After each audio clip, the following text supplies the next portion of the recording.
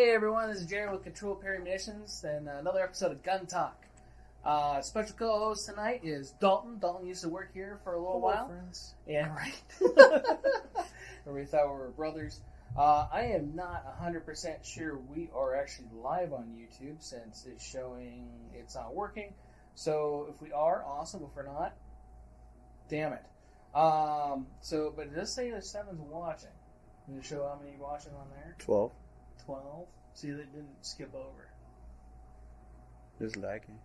It is a little laggy tonight. So, all in all, we'll have this recorded and put it on YouTube either way. It could be my YouTube that's not really coming up. Oh, there you go. Is it up? Holy lag. And I'm stuck doing a weird thing. Yeah. Yeah. And you're happy about it afterwards.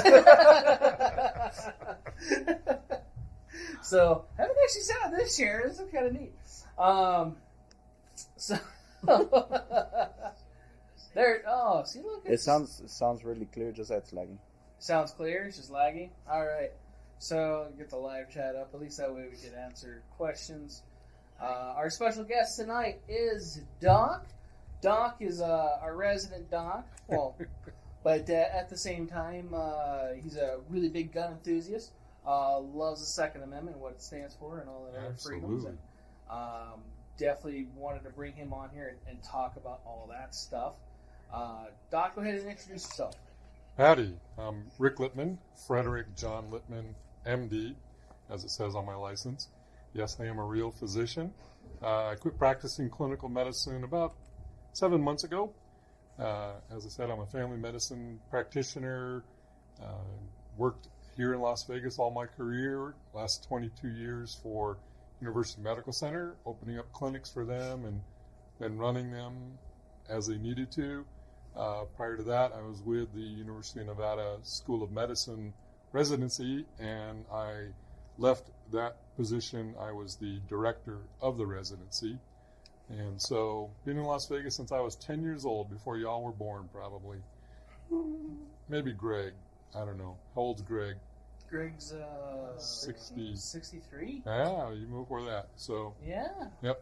So anyways, but truly, I don't know how far we want to go with everything, but I became, I would say, enamored with guns while I was a medical student into my residency.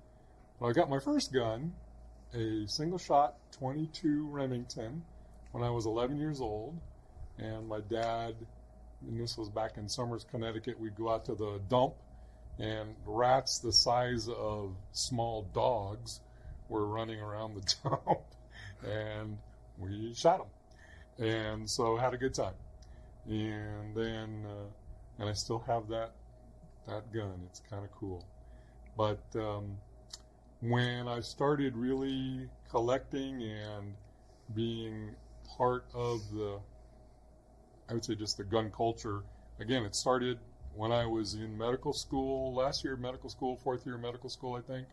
And interestingly, I was with the surgical residents, and they were talking about how a doctor had been taken out of the parking lot at that time, low security. This is 1989, 90, somewhere around in there, and maybe 81. And at gunpoint and taken to the ATM, and you could get $300. So he got $300, got knocked over his head. And so because they were talking about their SIGs. One guy had a 226, another guy had a 229. And I'm like, wow, you guys are kind of crazy. And then they told me these stories. And so that's when I started being a little more serious about, well, maybe I should get a gun too. And so eventually went and got a SIG 220 in 45, which I still have. And it's probably the most fun gun to shoot because it's as accurate as I can ever be. And so just started from there. And I think this is actually 1992, I think, is when I got this. This is an old West German SIG. And so it kind of just went from there. And but but that's kind of me. I don't know what else where we want to go. I could talk your ear off about lots of things. So you ask me some questions, and we'll take it from there. Right. No. Definitely glad that you're here, and always an enjoyment to have Doc in the house. So he's been coming here a couple years now, since probably like a year after we opened, I want to say. Yeah. It's crazy enough, I had a friend of mine in town. We were doing some, I can't remember if it was one of two different events that could have been happening, but they were up in Caliente, and we'd come into town because I had to do some business, and it was either a race or a motorcycle off-road event, because I'm the medical director for a couple different organizations, and he wanted El Pollo Loco. And so we go to this El Pollo Loco right across the street, and I'm sitting there looking out the window, and I read Control Pair Munitions. I'm like, holy crap, there's a gun store right there. I never even knew. And so we came across the street and met you, Jared, and I can't remember who else was there. But that's where we started. And I appreciated your friendliness and your down-to-earthness. And, as we all hear, there weren't any gun store commandos. Nobody walking around with sling and a whole plate carrier on. Yeah. Jonas. But yeah, is that what it was? Yeah, he was calling short. Short gravity challenge. Yeah, almost like Jonas. Almost like Jonas. Yeah. Jonas is definitely a little bit more down to earth than I am. Did you know that Jonas standing up with his arms held up above his head is the same height as Greg on his knees with his hands up above his head? Oh, that's crazy. Isn't that sad? Okay.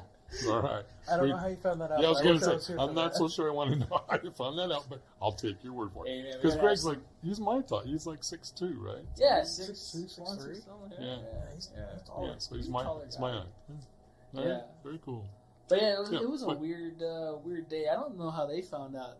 I walked in, I think, on that conversation, and it sounded good. Sweet. No reverbs this week. I like it. Awesome. Dude, we had a lot of issues last week. Yeah. So I read about it. You read about it? Yeah. Somebody wrote a book about this already. Oh, no, I said you were having problems. Oh, okay. Yeah. So I'm really glad that we're not this week. I can't, for the life of me, get it to work on my own phone. But, hey, whatever. Whatever. Yeah. It could be the Wi-Fi in here, too. You're technically challenged as well, I guess. I am technically challenged. Well, I'm just challenged. You are. We'll just say that and leave it at that. So, all right. Yeah, no, definitely always a pleasure to have you in here. It's fun. Yeah, it's always fun.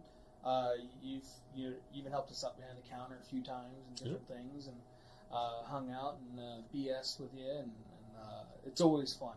I like to answer questions. I like to make sure that people have what I know, at least consider the information that I have. I've got kind of an interesting background, so been allowed and blessed to. I've been given a lot, and knowledge-wise, and I hope it's all good. So, and I think I've actually helped you with a couple of firearms in repair as well. You have. My other avocation, I will say, is gun repair and gun making. Got a couple of them that I've actually made here on the wall, so we can talk about that in a minute. Yeah, that's right. Yeah. So we'll Pardon get me? to that. I said your third career is to car racing. Yeah. Well, someday. But I do like to go fast off-road in my truck. That's very, very true. That awesome Raptor that's been modified. No, good. Slightly. That's a very loose term. Yeah. Yeah, we're still trying to find that almost stock class to race it. Almost stock class. Almost stock. Far from stock. Like a gun competition, it's the limited class. Is this the optics ready? Or Exactly. Yeah, no, It's definitely, he had a lot of jobs, a lot of different stuff. Gonna actually branch into some of that stuff, some of the stories that we've shared in here tonight.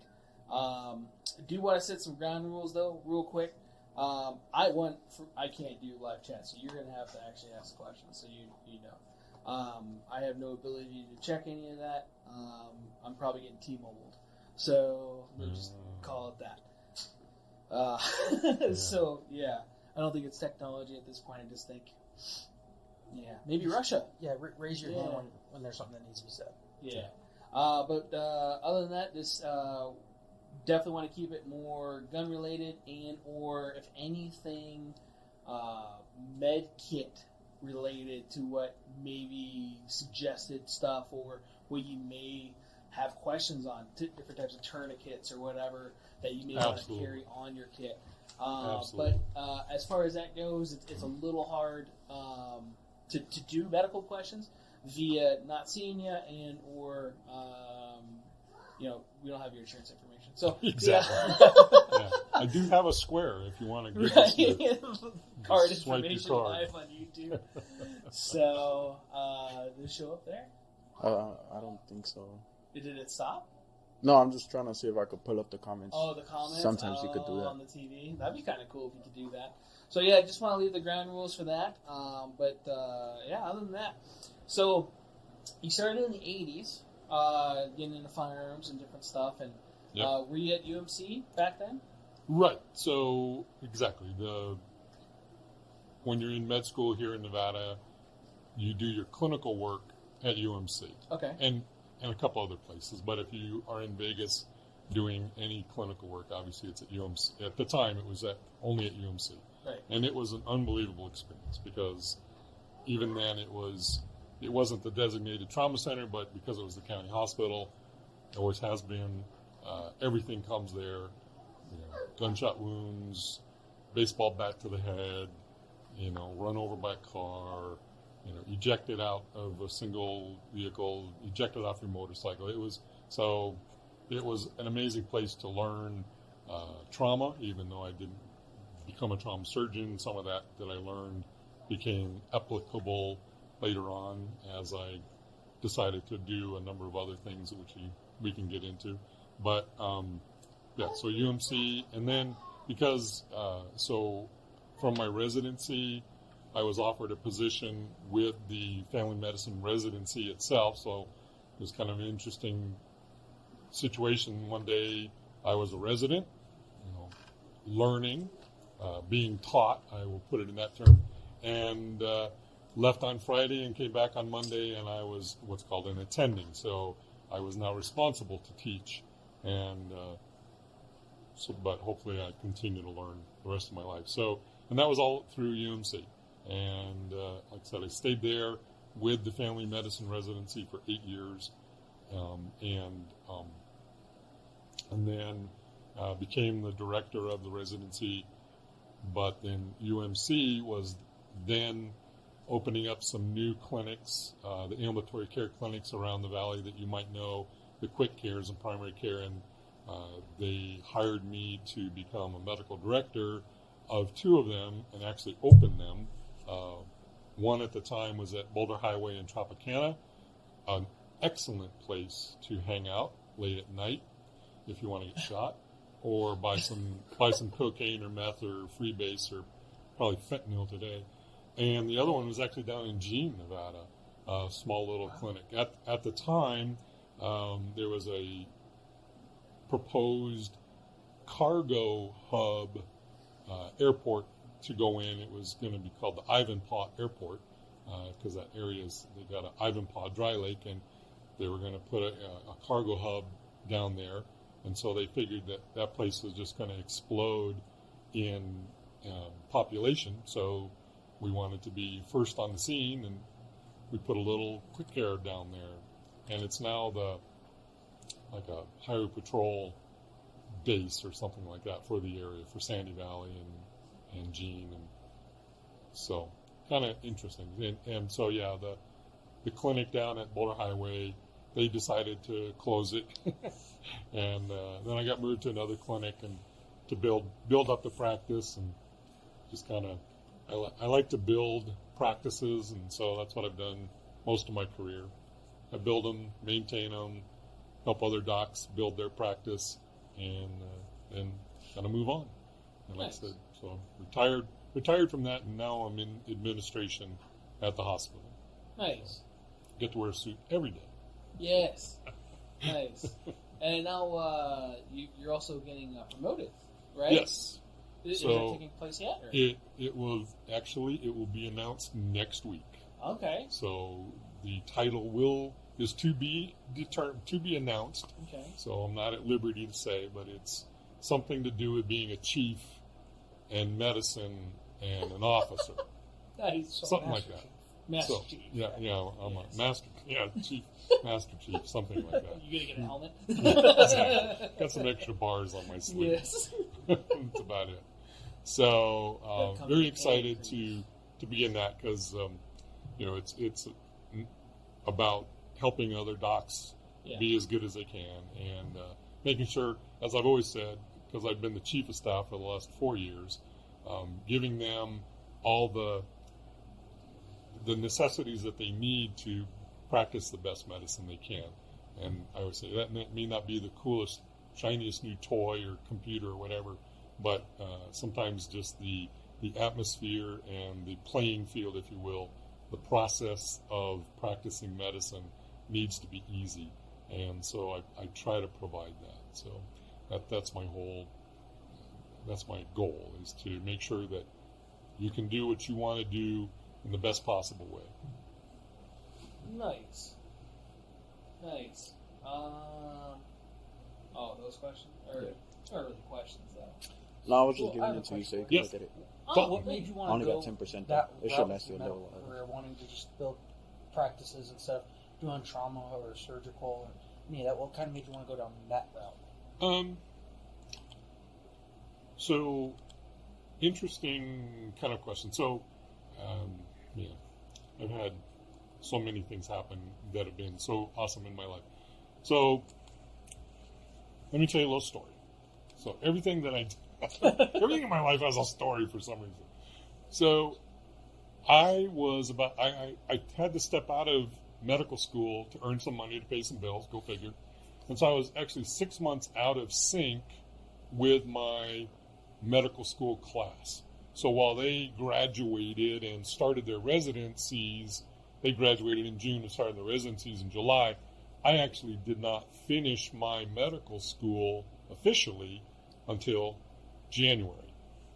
And back in like September,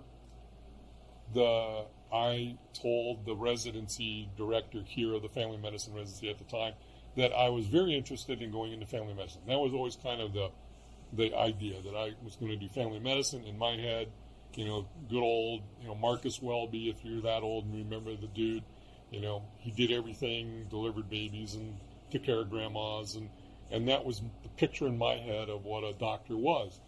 Just being able to do everything or anything that somebody needed to some extent. And so they said, well, we'd like to have you in our residency, the family medicine residency.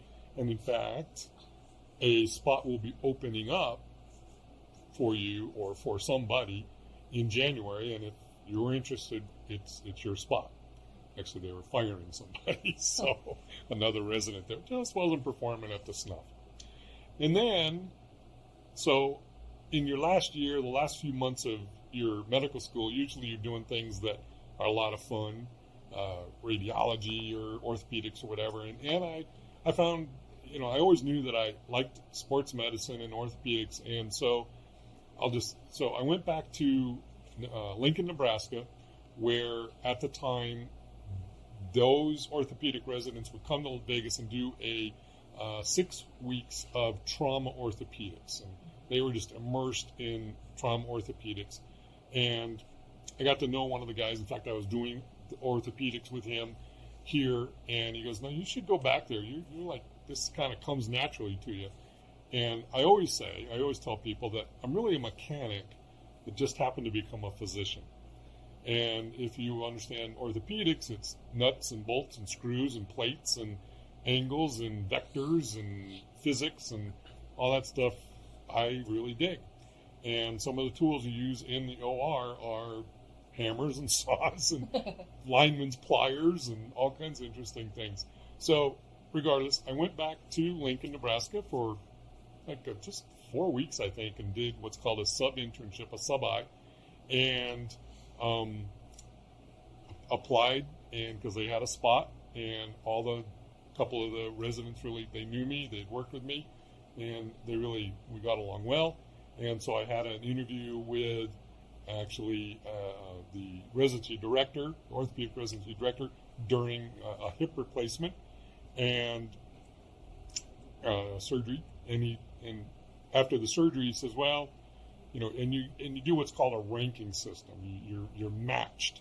So you say, I want to go here, here, here. This is my top 3 places, and then the residency will say, well, we want this guy, and this gal. And so anyways, and it's a big match. It's some computer algorithm. Bottom line is, he said, we can't tell you where we're going to be placing you, but it wouldn't be a bad idea if maybe your wife came out and, you guys look for a place to stay. I'm like, oh, okay, wink, wink. So, and crazily enough, so that was on Wednesday. No, that was on Thursday. And I woke up Friday morning, my last day there, in the only panic attack that I've ever had in my life. And because I was arguing with him in my head, what are you doing? You're supposed to be doing, in my head, I'm arguing back and forth. You're supposed to be doing family medicine. No, you're really good at orthopedics and you like it and you're going to get this residency, and back and forth. And so I did what I do. I'm a practicing Christian, and so I opened a fast. I started to fast and pray to God, and I said, I need some help here. I need to make a big decision in my life. And as the day wore on, it just kept going through my head that, no, you're supposed to be doing family medicine. You're supposed to be doing family medicine. And so at noon, I found a quiet spot, and I prayed, and I just asked God that, I really feel in mind that I'm just supposed to be doing family medicine, not orthopedics. Is that right? And I can tell you that it was truly like, as many people say, as the Spirit moves upon you, it was just the warmest, calmest, most loving feeling of, yes, that's the correct answer. And I got up, and the panic attack was gone, the argument was gone out of my head, and I called the residency and said, thank you very much, it's been an awesome experience. I'm going to go home to Las Vegas and become a family medicine doc. And they're like, what? I'm like, that's what I'm supposed to be doing. And so that's becoming a family medicine doctor, and nothing has stood in my way. Anything beyond that within medicine that I desired to do correctly, I've been able to do. So it's been a spectacular event. Now, on to building clinics and doing things, and again, it's one of those things that, and I don't want to turn this into church, but we're not going to worry about that. But the bottom line is, I know that I was truly given, a talent to communicate with people. People find it easy to communicate with me, and I also found that I've got a talent to get people together and find out what they need, and then we are able to give that to them. And again, it may not be a thing, but it's a process. And again, I just, through working with people, and of course being within the residency, and then gaining more responsibility, and then I was the director of the residency, again, those things were just kind of given to me, and I'm like, okay, well, I can do this. And yes, I don't want to, without sounding arrogant, I found that I told myself, you're good at this kind of stuff. And so people at UMC had gotten to know me because that was a hospital that I was admitting patients to, and they'd see me work with the residents and teaching the residents, and a number of different things, from simple surgeries to just having your grandma in there with hypertension crisis or whatever it might be. So the administration just saw that I also had the capacity to communicate and do well and make things move, and we did some things within the residency that built it up. And so that's when I was given that opportunity to open the clinic and be the medical director for the 2 clinics. they were UMC's clinic. They weren't like Rick Lippman's clinic. They were UMC's, but I was the medical director, and made sure that they were staffed correctly and that we had what we needed, and so as I practiced in primary care within each of those clinics. So I would just say that, again, it was one of those talents that I was allowed to find that I had, and as I worked and prayed, and sorry, I get emotional. Yeah.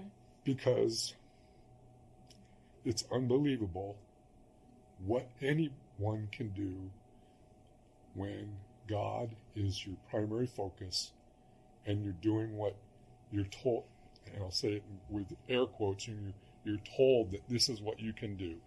Like, here, this is what I'm allowing you to know and do. And I've been asked many times, as I've sat in counsel with docs, they've sought me out for mentorship, and they ask, and the expenses on the air again, they ask, like, how do you know what to do, Rick? How do you do this? And I tell them, I'm not bashful. I say, I pray and I ask, Heavenly Father, how do I do this? Help me to do this. What avenue, what am I supposed to say? What am I supposed to do? How am I supposed to do this? And as Paul said, you're given in the moment what you're to say. So I'm just very, very blessed to have what I have and to know that I've been given it. I had to study, I had to take the tests, on and on, but I'm just so grateful that I found the talents and recognize the talents that I've been blessed with. And that's what I tell people is find out what you can do, ask what it is that you can do, and nothing will stand in your way. So it definitely sounds like you knew what you wanted and you asked questions, but just talking to you over the years that we've known each other, you have a passion for it. And it seems like that really helped you out on that. Oh yeah, well yeah. So right. So I've always wanted to become a doctor. Yeah. I mean, ever since I can remember, there's nothing else. In fact, so one of those funny, cute stories. Second grade, I still remember Mrs. Geraldini's class back in Somers, Connecticut. You're going around the room. What do you want to be when you grow up? I want to be a pilot. I want to be a fireman. I want to be a cop. I want to be a nurse. I want to be a teacher. I'm saying, I want to be a doctor. And I kid you not, Mrs. Geraldini, sweet little grandmother that she was, blue hair and all, well, you certainly have the handwriting for it. My handwriting is atrocious and always has been. Everybody says, oh, because we have to write so much, that's why doctors' handwritings are so bad. No, I think God selects people with bad handwriting to become doctors. But I do have a passion for it. I love talking to people. I love finding out how they're doing. And it's not just like, I broke my ankle and I want to know what's going on in your life, because that affects your medical portion of it, right? How you're doing emotionally, how you're doing spiritually, how you're doing, behaviorally, always affects our physical. And so, again, because of everything that I've already said, you're right. I love it. I can't say anything other than that. I love it. And I love being able to help others come to that same point in passion. I actually get more upset with docs that look at it as a job. Well, I gotta go to work. I gotta see this patient. I mean, no, you get to see this patient. You get to take care of somebody. There's a big book that many doctors read once upon a time. It's called Harrison's. It's a big, huge textbook for internal medicine. I kid you not. It's 4 inches thick. Thick enough to stop a bullet. Yeah, it could. Yes, we call them door stops. But Door stops. yeah, you could use them as exactly kind of it was early plate carrier exactly. But Pleated paper. Yeah. So it was, and actually he was quoting, and I'm probably going to get the wrong, it was some Greek guy, it wasn't Aristotle. But anyways, he was talking about how, as physicians, even back then, that we are allowed to touch people intimately, whether that's physically touch people intimately or emotionally we touch them intimately like no other, sometimes not even their most intimate partner touches them, right? Because sometimes we need to ask questions that delve into their deepest concerns, and I've been told things that I know because people have told me. I've never told anybody this, not even my husband, not even my wife, not even my, pastor, clergyman, nothing, but this is what's going on. And so, you're given information about people that's just mind-blowing, that you're being shared, that they trust you. Mm-hmm. That's kind of where that they trust you with information that no other person gets trusted with. And then, yes, just physically, we have to touch people in a physical fashion that is probably more intimate, other than perhaps their partner, and to find out, to do our proper physical exam. So, to me, there are many, many, many, many, many important and unbelievable occupations and professions and things that must go on in this world so that we can all survive in this world. Owning a gun store, teaching others how to work on cars, or making sure we're secure in whatever situation.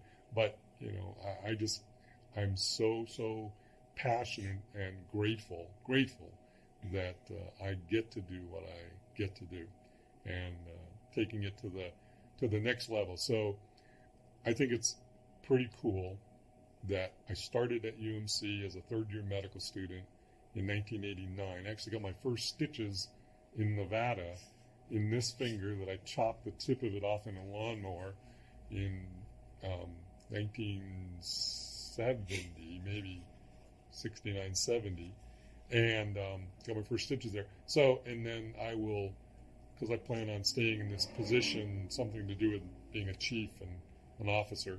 But, I think it's unbelievable that I'll finish my career at UMC as, there's no further step to go. You've right? reached it.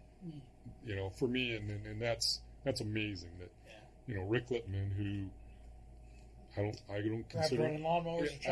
Yeah, cutting my finger off in lawnmowers. I say that I am certainly not the smartest man around. I just stuck around until they kicked me out of class. But anyways, that's a long-winded answer to your question. So you better be careful what you ask, because I'll talk and talk about it. If I didn't want to know, I wouldn't have asked. There you go. Well, thanks for letting me explain all that, because you're right. The passion comes from, having some early knowledge, and then recognizing things throughout my life that I truly have been given. Again, sounding arrogant. In high school, we did a comparative anatomy class, and this was back before they did the advanced placement classes, but they were called Phase 4 in high school here in Las Vegas, at Western High School. Phase 4 classes were for those people that were planning on going to college. And so there was this comparative anatomy class.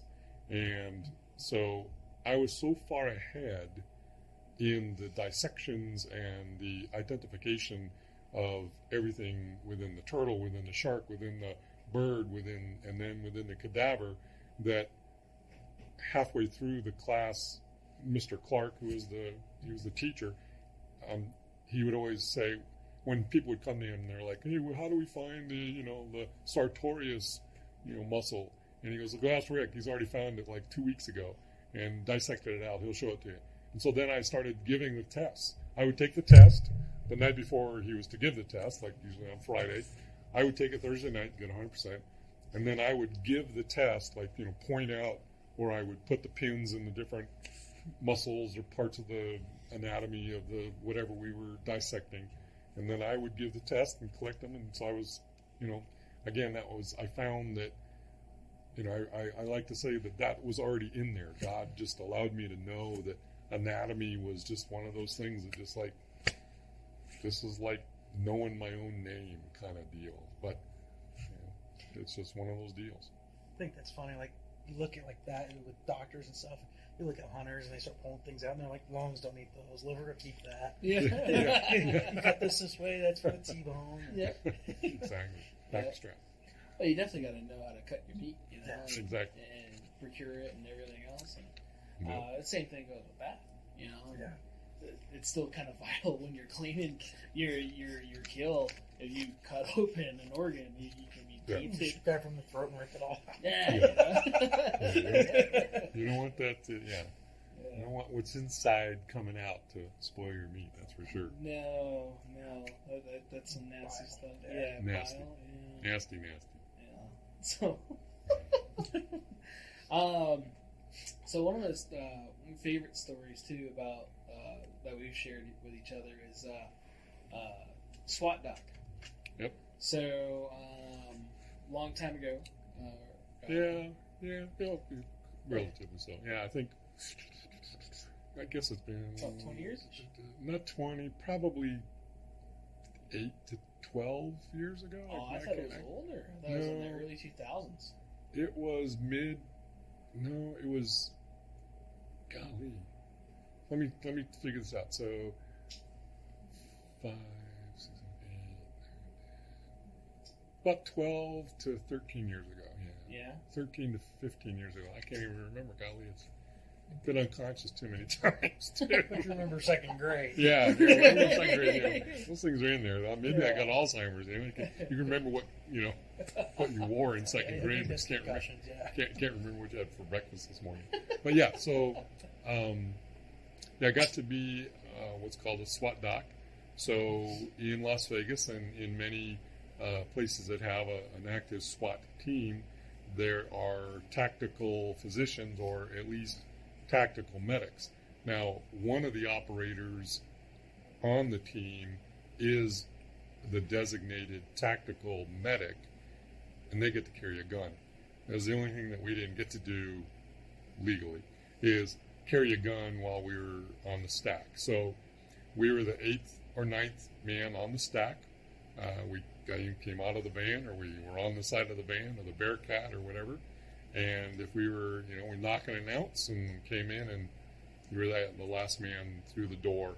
And you were there primarily to take care of the operators, and then secondarily to take care of the perpetrator if they got somehow wounded or hurt.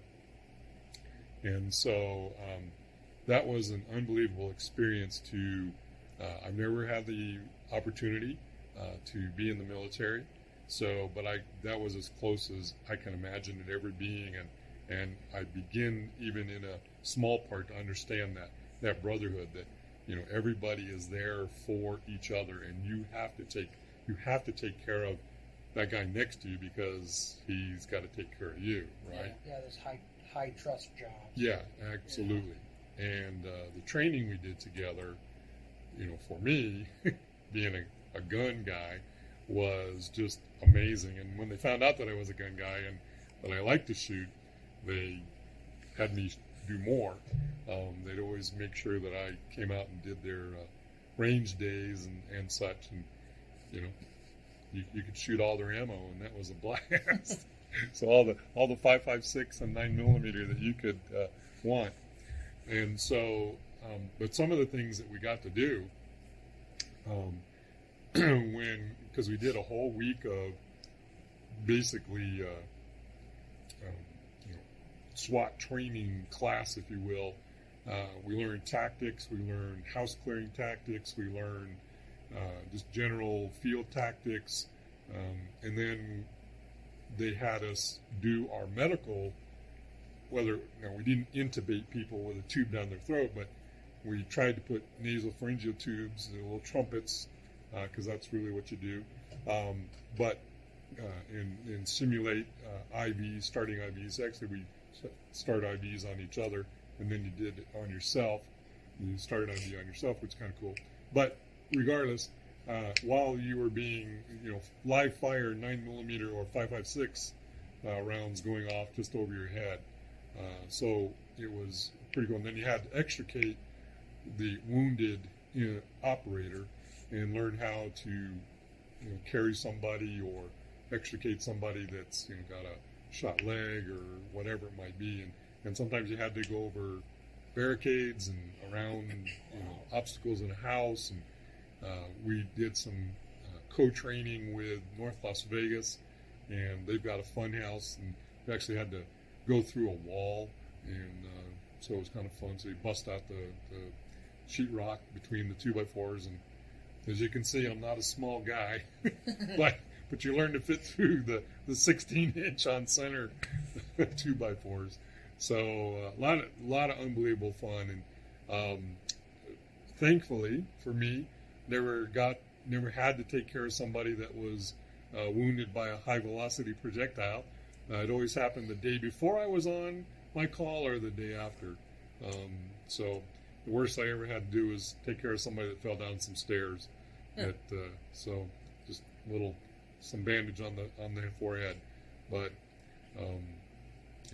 learning to use gas masks, because they'd use pepper quite a bit on trying to get people that were barricaded in their home, in their apartment, and it's amazing how the levels of tolerance really are, because we were sitting there and we were probably 20 yards from the main gas canisters, and we're sitting there, and the operator that I was with, he checks, he goes, yeah, we can take it off, and he takes his mask off, and I crack my mask and just about die. I'm like, I think I'll leave mine on. He goes, yeah, you'll get used to it. I'm like, holy crap. I mean, literally just crack it and take one breath, and I'm like, and he's just sitting there talking to us like we are now. So pretty amazing. So he needs a little more training on that. Start eating a lot of spicy foods. Exactly. Tabasco on the tongue. Sriracha. So lots of good opportunities to learn, and they taught me some gun handling techniques that just some improvement, position, posture, sweeping, making sure checking your six. Don't reholster all the time. Keep your gun up on point. Point always downrange and always at the threat. Make sure the threat's neutralized is all the important things to learn. So good opportunity to be with some unbelievable men that taught me a lot, and I had to give it up. I had some responsibilities that I was kind of shirking within our church, and chose that, seeing how I knew that I was given much, and that was a fun opportunity to volunteer for the SWAT team for about 3 years. It was I had to give it up because I had other things that I needed to be doing. So, but yeah, it was unbelievable opportunity. Yeah. Right. No, definitely. That was one of the coolest things I think you've told me. Because you don't get to meet anybody that really does that. And you get to see it on TV. And they're like, oh man, that's kind of cool. Yeah. Or they don't even have a doctor like they would in real life. Most people didn't even know that was a thing. Yeah. I still have they let you keep all my gear. So a lot of it I bought anyways. But I got my helmet, my shield, and all my uniforms, and big sign, tactical physician on the back, and so kind of you cool. Put that on the office door. Yeah, exactly. Tactical physician. Being a chief-ish officer / whatever. Sub-medicine somewhere. Somewhere, right. Might be able to have I that. should probably put one of those up on have my wall. that, and then underneath, tactical physician. Yeah. Tactical physician. Yeah, exactly. Get a little piece of Velcro. That'd be cool. Yeah. See? Never thought of that. Look at that.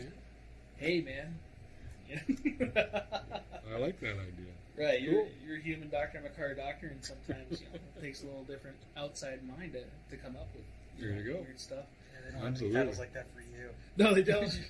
You're a technician. That's about Yeah. as good as you get. I'm a tactical wrencher. I can wrench on your gun while you're shooting it. Yeah.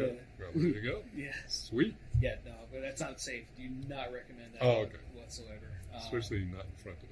Just right. There's a little difference. So that was the other thing too with cars and doctors. A doctor has to work on the engine while it's running. A car doctor cannot, unless it's a ship. And then you can shove out one cylinder, and then a little different though, because you could fit in it, and but you could also die. Well, I'm sure he could fit in some of his patients. Yeah. Some. Well, with this Vegas, right?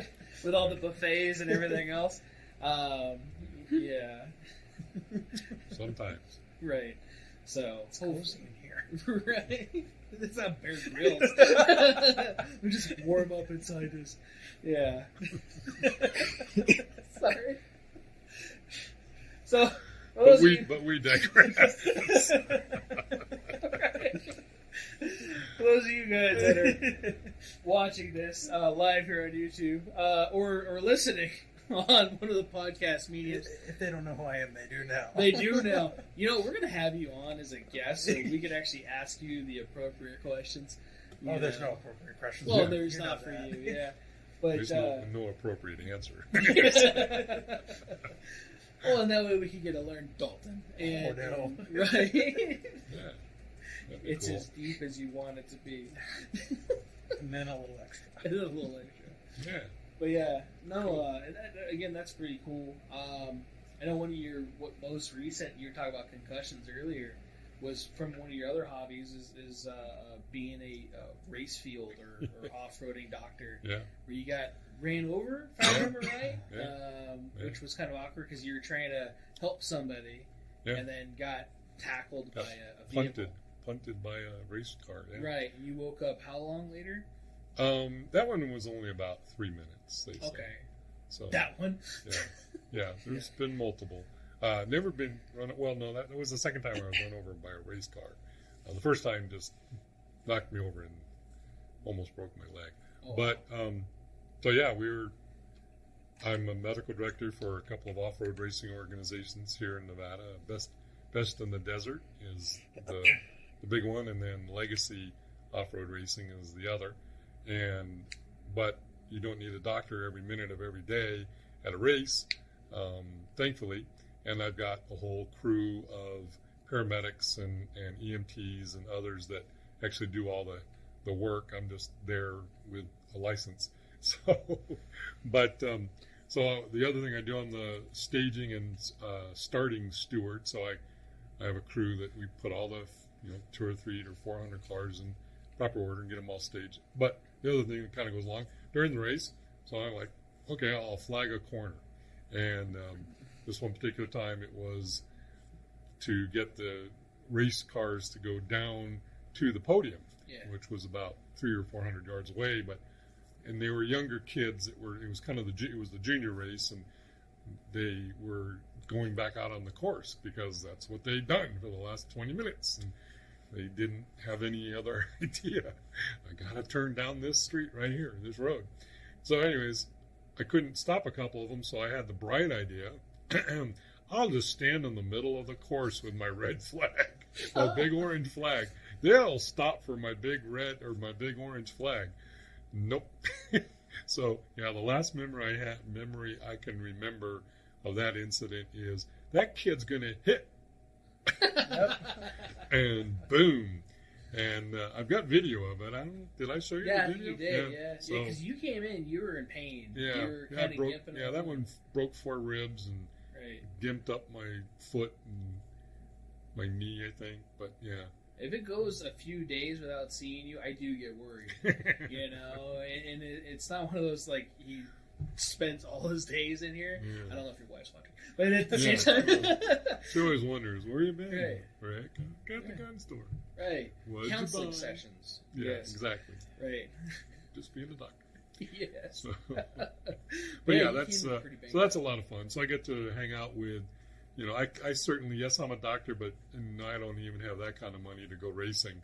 There are a couple docks that race, but it's amazing what those people spend on vehicles. The top tier. We call them trick trucks. Snore calls them, and Score calls them trophy trucks. But the top tier truck, just to sit there in your shop before you even turn it on, is anywhere from $800 to $1 million. Yeah. And I'm not kidding. Joe Gibbs NASCAR engine, right. $125,000, $150,000. Yeah. A Tremec 6-speed or auto or whatever, that's $100,000. The tires alone, tires are $1,000 each. Yep. Wheels are about $800 each. Yep. And you have 6 of them usually on the vehicle, and then you usually have about 12 of them or more, maybe even 25 of them around the course. Course 112 leaded octane race fuel at $12 a gallon. Right. And That's all pre-COVID, right? Pardon? That's pre-COVID price. It's probably about $25 a gallon now. Yeah. And they get the spectacular mileage on those motors of about 3 to 5 miles per gallon, maybe less. Right. Probably shouldn't say that because it would be like, we need to make those electric now. Yeah, exactly. I'm waiting for an electric division. Well, there is one in the Dakar race. There is. Yeah, Ganassi has a big. Actually, one of the gals that's she was a pro motocross, Sarah Price, and really nice gal, and she races an electric car in rally, the off-road rally, not the world rally cars, not the WRC, but the off-road Dakar type rally. Yeah, they've got an electric. So, but I don't know how I really don't know how. They must only go like 200 miles and X amount of laps. That's it. Yeah. Well, usually they're point to point. They go from one town to another. Like a time trial or something like that. Something like that. So, anyways, so I get to breathe race fuel fumes, and listen to big thumping, 1,000 horsepower vehicles, and yes. It is a manly thing. But there's plenty of women that do it too. No, and it's great that they're also getting part of the sport too. Yeah, and absolutely. Some of them really kick ass. Oh, heck yeah. Drag racing. John Force's. Yeah. Brittany Force just won. Yeah, and, here. And Erica Enders, didn't she? She's in pro stock. Yeah. Did she win here too? But she wins a lot. Or was it the one that just had that really bad crash last season or whatever it was? She won here, I think. Oh, that's right. She got back in. Yeah. This year is her. Yeah. I can't remember her name. I just read it like 2 days ago. I'm Anyways, with names. Me too. Yeah. So right. Yeah. Yeah. Right. And of course, I showed it in my class. Blanking. I just don't remember what her name was. There's a couple of gals that race the pro stock motorcycles. Yeah. Angel Savoie, she's had about 7 names. Sorry. And then there was a gal that raced, and she was from Carson City. Karen Saunders, I want to say, but I haven't seen her on the circuit for a while. So. Okay. Yeah, I enjoy anything that's got wheels and a motor and is loud. Right. Like bullets are loud. Like bullets. I like guns. They don't have wheels. We don't have wheels, but spin. They spin. Yes. And they're loud, and Yes. you need a propellant to make them go. Right. And it's expensive. It's expensive. It's expensive now. Yeah, for sure. That's for sure.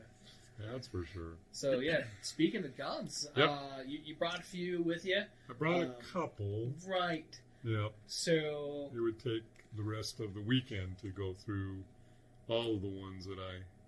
Right. The other ones, though, they got lost in Lake Mead, which I've heard is getting lower, so you might find them later. I might be able to find them, but probably not. I went up through the Narrows, and I hear that's pretty deep up there. So. Yeah. That's where my boat tipped over. Right. These are the only ones that are left. No, that's right. So, because you're doing a hunting trip, right, in June. Well, it's actually a handgun hunting competition. Okay. So, It's being put on Wyoming, by right? a guy named Charles something. Anyways, he owns Bayside Custom Guns in Newcastle, Wyoming, which is on the very east side of Wyoming, right against the South Dakota border. And so it's his kind of taglines for the competition are come and learn how to do the impossible with your handgun. And so he's got some stuff that's out for the optic class is out to 200 yards with a handgun. And then the single shot class over 400 yards. But that's like 6BR and stuff like that. So and he's not letting me shoot my 223. I've got a 223 Remington XP100 from back in the day when they had those wild, Buck Rogers plastic stocks on them that look all futuristic. So anyway, so I've entered the optic gun, the open sight, and he's got a rimfire. And I've got a nice red dot on one of my Rugers that I'm going to use. And amazingly, I'm out to 100 yards with the rimfire. It's crazy. I giggle my head off like a little girl every time I hit my steel at 100 yards with my rimfire. I'm like, holy crap. But, it says on the side, warning, goes a mile or whatever. And I'm out to 200 yards with my optic handgun, my 44 Super Red Hawk. And I'm out to 200 yards probably, I'm going to be safe and say 60 to 75% of the time I'm ringing the steel. With my open sight, probably 50% at 200 yards, but I'm over 75% at 100 yards. So that's a lot of fun. And so it is amazing what you can do. And so it's a natural field rest position. So he's got it's 100 shots, 100 shots on target, and it's all different from, it's all steel, but it could just be a square, a triangle, a coyote, a squirrel, whatever. He did let us know that, nope, there's going to be some charging bear, so some offhand charging bear scenarios, but it's all off of rocks, the natural stuff around the property that he owns, rocks, fence posts, prone. He said there may be some opportunity for you to use shooting sticks, so you just got to practice all that kind of stuff. So, yeah, because you never know, right? Yep. So, and you only get to bring up, you're going to be in, there's a shooting box, but it's just like flags and around the rock or whatever, and all of your gear, besides your gun rather, all of your rests can only weigh 3 pounds. So no big heavy duty lead bags. And actually, I'm just bringing a little bag that you rest the butt of the gun on. So anyways, a lot of fun. So nice. I've been practicing that and reloading, found my loads. I'm shooting a 41 Magnum, an old Smith & Wesson model 57, 41 Magnum. Yeah, I want to say it's 57. It's 27, 357. Yep, you're right. Yeah. Yeah, I'm terrible at the Smith & Wesson. Smith & Wesson had a ton of numbers. They got all kinds of, but they still have numbers. Yeah. This one's relatively old. It's still got a pinned barrel and a recessed for the rims in the cylinder, which is kind of cool. Mm-hmm. And that thing's very accurate. I did put an LPA sight on it, so it's just a flat blade target sight on the back as opposed to their little, it's still adjustable obviously, but it's just a flat blade, kind of like a Bomar sight, blade on the back with just a notch. And so I did put that on there. And then my Super Red Hawk, 44 mag, and I put a 2.5, what's the size scope that we got? Like a 2.5 to 8. Well, we got 2, didn't we? Yeah, but I didn't like the 4 power. Yeah. I've got old eyes, and the exit pupil for even on the long eye relief was just too small. Yeah. So went up to the variable power, which is the 32 mil objective, which then opened up the eye relief. So got a bigger field of view in the end of the optic. So, and then my government, not a government, the competition model Ruger Gen.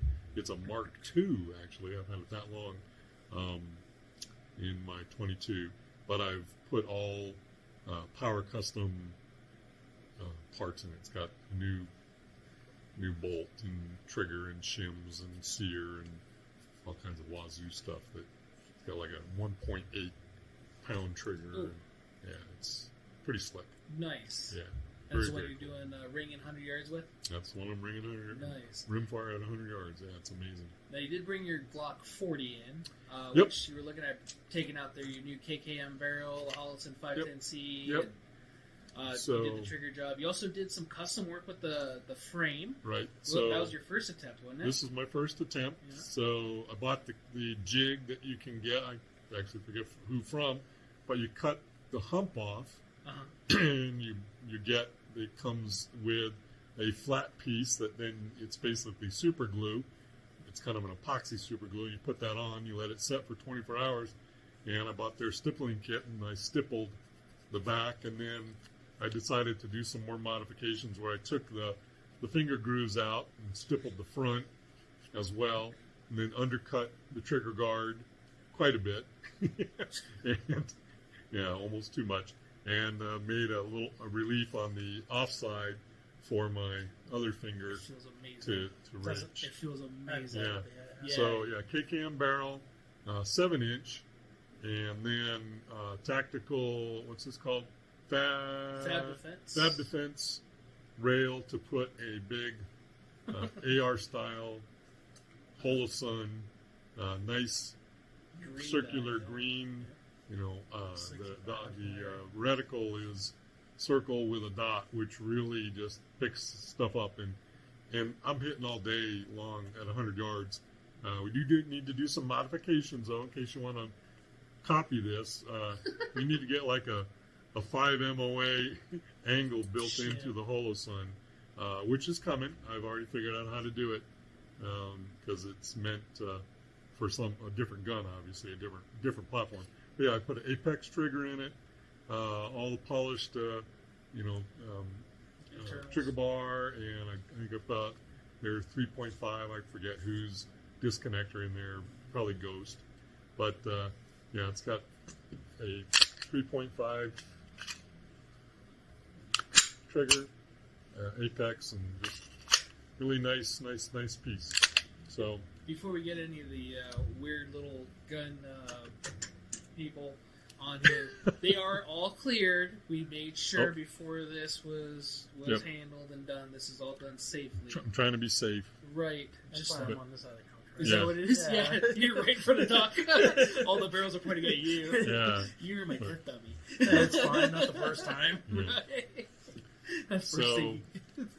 Yeah, if we wanted to kind of continue down the path, Yeah. so this is a Caspian slide and frame, That sounds like butter.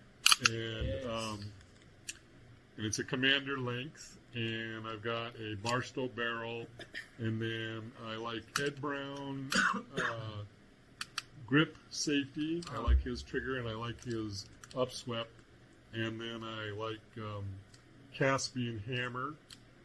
This one, I forget whose trigger I've gotten here, but I just wanted to try a different one. It's a titanium bow with a plastic nylon shoe and a single piece. Actually, it's a 2-piece guide rod, so you can take it apart, and that way you're not fiddling with trying to get all those pieces together. Esmeralda, if you've ever gone to Esmeralda Grips, she's this Colombian gal that makes these grips. This is obviously Cocobolo, and very cool. And then I did the Ed Brown bobtail, Yeah. where you buy their jig and you set it up with the pin originally, and then you mill. You have to actually mill the new hole for the new pin, and actually you have to do one side then the other, and then you use a officer's sized mainspring and follower so they're a little shorter.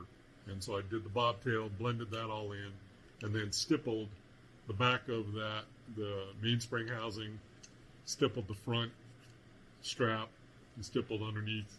So with the stippling kit you can buy from Brownells. So that's kind of it's like therapy for me. You set it up in your jig and get it going. And you just kind of get a rhythm going with a little 4-ounce ball peen hammer. Bing, bing, bing, bing, bing. So this was the last 1911 that I made. I've made probably 5 of them of different ilks, all 45s. The Lord's caliber. Yes, exactly. So it won 2 world wars. Exactly. Yeah. And then we'll go down to the end down here because this is kind of a cool gun. So this is my play race gun. So the story on this is I had this barrel. This is an STI barrel. It's STI frame and slide. STI barrel. I had this STI barrel for 20 years. And then I bought the frame and the slide and kind of was piecing it together. And every once in a while I'd take it out of the parts drawer and work on it. And so finally, and it's so, I've had it so long, I bought all this stuff before there was even red dot pieces to go on guns. And so I had it all cut for a Bomar rear sight and just a blade front. But I hooked up with another place in town, an awesome shop, Spartan Arms, and Chance, the gunsmith out there, and he's got a CNC machine. And I started talking with him. I saw some of their guns and decided to talk to him about doing some modification on this gun, which I always kind of wanted to do. And he goes, yeah, sure. So we cut the big slot on the top. We did the shark gill. We extended the front serrations and then cut them in as well so that they're windowed. And then put just some ball cuts on the bottom and along the side.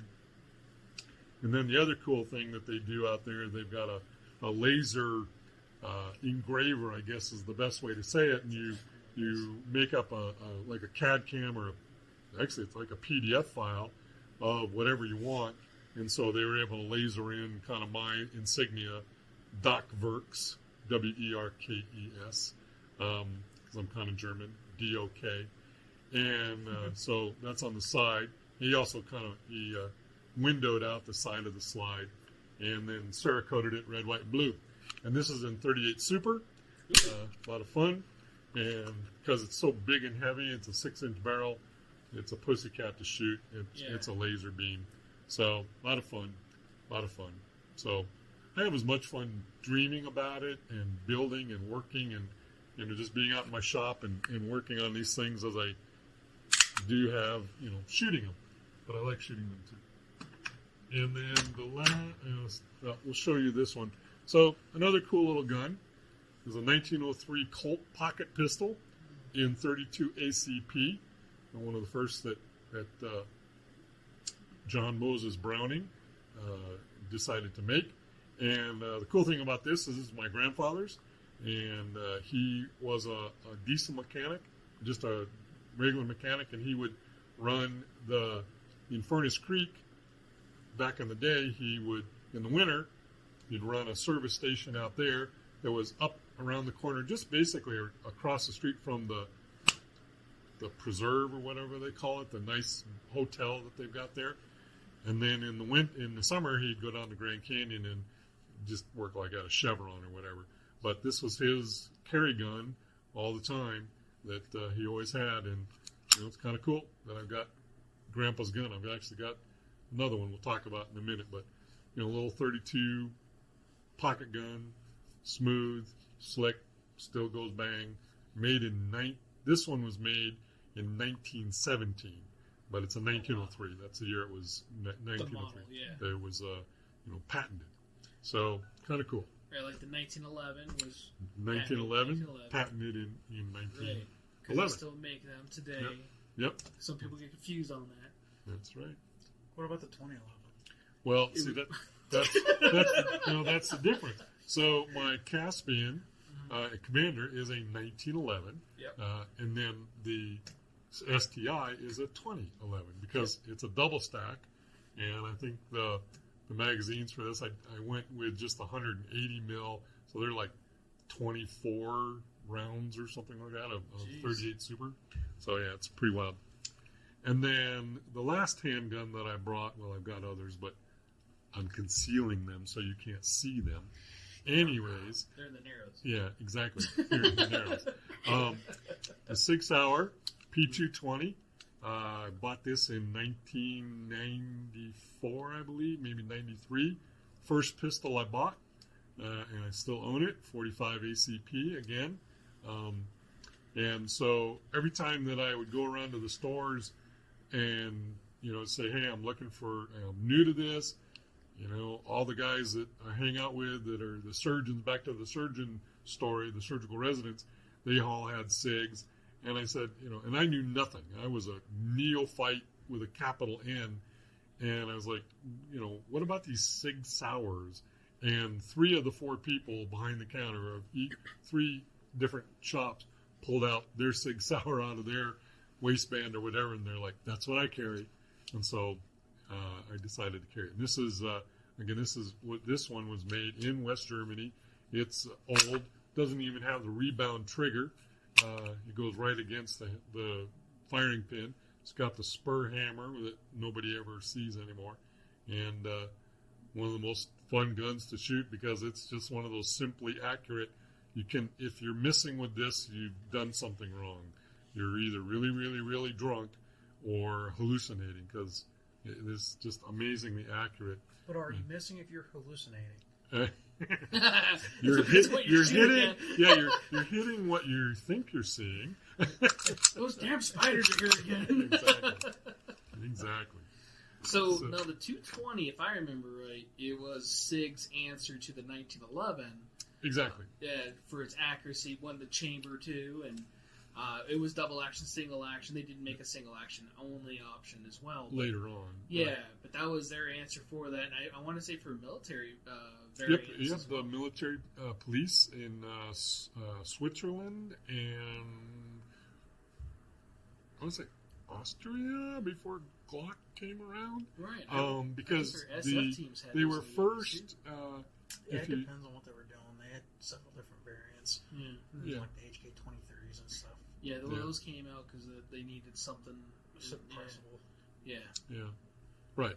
And so before the SIG 220 came to America, it was imported as a BDA Browning.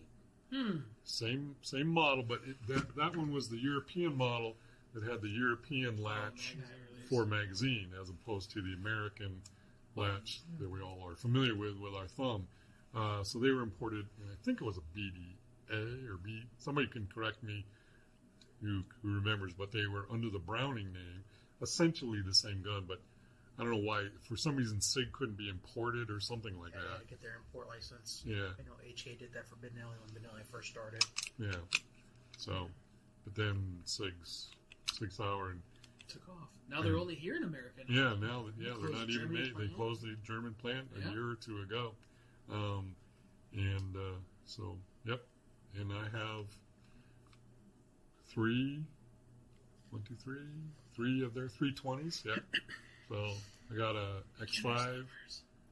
It's probably it's at the bottom of Lake Mead, right next to the X Carry, and then I was very fortunate to buy one of the true 1 of 5,000 commemoratives, the real M17. deal M17, which but I'm the kind of guy that I shoot.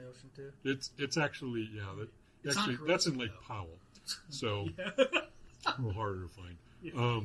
But I'm the kind of guy that I'm an idiot. I shoot them, and so my M17 has been shot. I've got some commemorative single actions that I've shot them, and people are like, "You shot your John Wayne?" I'm like, "Yeah, it's a gun." Yeah. That's what it's meant for. You don't Yeah. drive a car. Yeah, right. I mean, I would never own it. Yeah. When I've shot them. Yeah. Yeah, they have to be shot. Yeah, they got to be shot. Otherwise, they get cranky. Like, so you just brought up the 320, and I was talking to you about this a few minutes ago. Have you seen the Garand Thumb frozen pistol video that he did? It's not a practical test, so if any of you guys have actually looked at that, you're like, wow, I need to switch to this type of gun. Yeah, it's not practical. -40 degrees. Yeah, Alaska. -40 degrees he made these guns. So Oh, wow. He put them in a box with dry ice, covered in water first, and they were ice coated. Pretty much all the hammer fire guns besides CZ75 worked. The CZ75 was a little sketchy at first, but then it worked great. The only striker fire guns that worked out of the freezer, including Glock, was not Glock. It was a SIG 320. Wow. It was the M18, Man. which is a shorter version of the M17. Right. And then the Smith & Wesson 2.0, because of the hinge style trigger safety. Oh, got it. The Steyr and the Glock, because of the trigger safety in the center, was frozen solid. And some of the other parts on the inside too. And again, it's not a practical test because you're not hopefully in Siberia, you know. Yeah. Well, I guess you never know anymore. But we're going to war with Russia. Yeah. right, we just got to cross Alaska and the Yeah, Bering 12 Strait. miles closer to Alaska Yeah. than the United States. Right. That's true. Right, so you never know. I might have to take M18 something that area. But yeah, so I don't know if you saw that. It was actually very educational. I do like his videos where he gets all scientific. I'll have to go.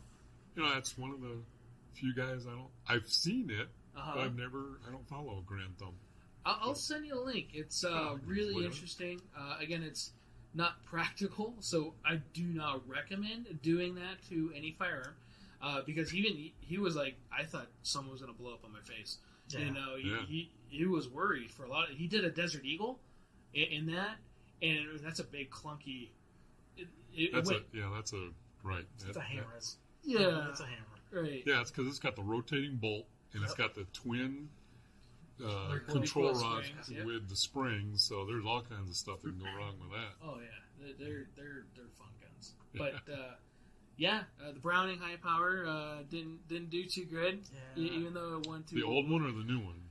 The old one. Oh, who knows? They're basically they're the same. Well, no, because he sent that back. I don't know if he ever got back, but he's got one, the MK3, down the road. Oh, yeah, that's right. He's got a couple of them. Yeah, he's got a couple. MK3's done his Brownings. Those are really nice. They did mine, too. Yeah.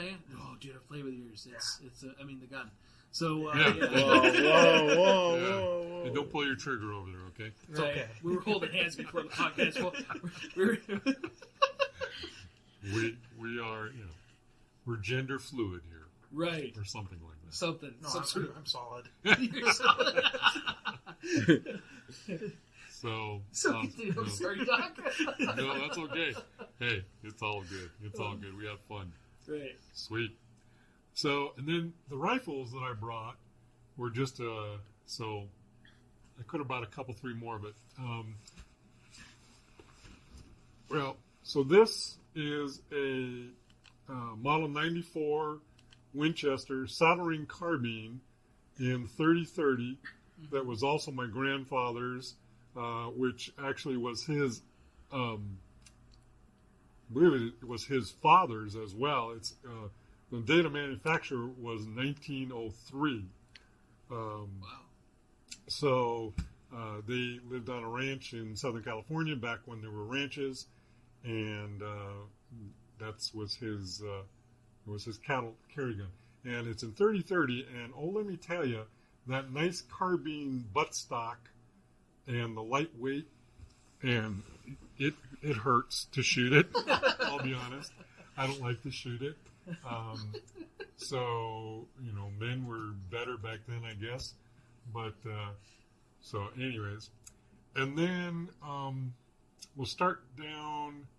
Well, let's start with this one. So this is a Savage 1895. Oh. And actually bought here at Control Pair Munitions. I came in and it was a little bit gunky looking. And I said, is that a 99? And I can't remember who handed it to me, but I think it was Matt.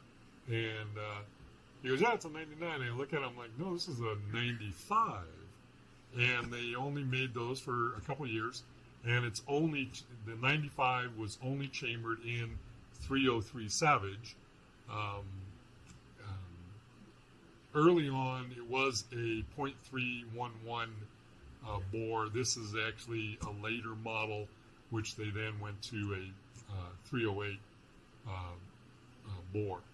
But it's the precursor to the Model 99, but it has all of the same features that Savage developed. If you're familiar, they have a rotating magazine. So that was the feature. Instead of having a tube magazine like the Winchester, it has a rotating magazine. So internally, it's got a magazine and 5 rounds, and so it's got this brass paddle that's on a spring, like a watch spring, and so it's all in here. And the cool thing that they always talk about is here on the side, it's got a little counter, so it tells you you're 1 shot left, 0 shots left, or whatever. And so, kind of cool. And this one has an octagon barrel, which I thought was really cool, and it had the typical crack. They were notorious for cracking the stocks here at the wrist, and so I had to have it fixed. And just again, very fortunately, one of my prior patients is a past secretary for the American Gunsmithing Guild, and he lives in St. George. And his forte as a gunsmith was actually stock making. And so a couple $100, and it was all fixed, and you can see where it's patched, but when you look at it, unfortunately, the wood was kind of diminishing, and he said as he went to kind of sand it, it was just almost disintegrating, and so he had to fix it with the kind of this poly coat, and so it's kind of anyways, it's shootable. Still the original stock. So, whoops. Yeah. And then, so the last one is second to last is this, my Model 99 that I purchased. This was made in, so again, patented in 1899, but this particular one was made in 1949. Oh, wow. And it's in 300 Savage, and 300 Savage was one of the first smokeless cartridges, as well as the 30-30, but it was meant to better the 30-30 by about 100 to 200 feet per second, and it's 150 grain bullet. And again, the cool thing, it's got a brass paddle receiver, or a box magazine, if you will, and lever action. Because people were still wanting lever actions like their old Winchesters, but now they could shoot very high velocity caliber and have a lot of fun and be better at deer killing and bar killing. So this one I took all apart and completely refurbished and put some True Oil on the stock and just left I just kind of cleaned up the checkering a little bit with my checkering tool. But that's an unbelievable fun gun to shoot. Both of them are. Had to find some brass, some Parve, I can't remember, brass for the 303 Privy? Savage. I think it's Privy or Privy Present, yeah, Privy something, yeah. some weird communist thing. Yeah, exactly. Something Wait, like I don't want to be it's fact checked. It's like Yugoslavia. They can fact check me. You can So- fact check. It's Russian. Oh, And then the last one, where was it going on here? Is that caught? it's you got- I just can't You lift got it with it your 'cause I'm shoulder? weak. So anyways, the last gun that I brought to show off is Commie gun. the last gun that I would ever get rid of or never get rid of. This is a Savage Model 96, or not Savage, Swedish Mauser. Sorry. I had Savage on the brain. So Swedish Mauser, Model 96. This one was made in 1915 at the Carl Gustaf So Waffenfabrik. So 6.5 by 55 caliber, as all Swedish Mausers are, and it's an unbelievably cool gun to shoot.